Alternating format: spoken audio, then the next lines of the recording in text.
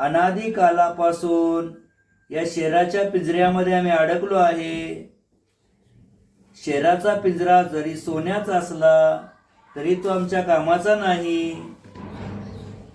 ज्याप्रमाणे पिंजऱ्यातील पक्षी उंच आकाशात उडण्याचा प्रयत्न करतो, विचार करतो, त्या प्रकारे आम्ही देखील या शरीराच्या पिंजऱ्यामध्ये राहून सुद्धा सिद्धालयामध्ये पोहोचण्याचा विचार करावा, सिद्धावस्थेला प्राप्त करावं. सिद्धावस्थेला प्राप्त करण्यासाठी परिणामांची विशुद्धी आवश्यक असते, परिणामांची निर्मलता आवश्यक असते.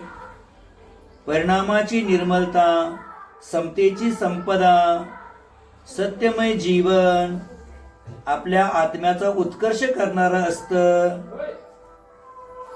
आत्म्याला परमात्मा बनवण्यासाठी समतेचं अमृत प्राशन करायला पाहिजे. हे शरीर माझं नाही, शरीराच्या प्रती असणारा मोह सोडायला हवा. शरीर नाशवान आहे, आत्मा शाश्वत आहे. शरीर क्षणिक आहे, आत्मा नित्य निरंजन ज्ञान स्वभावी आहे.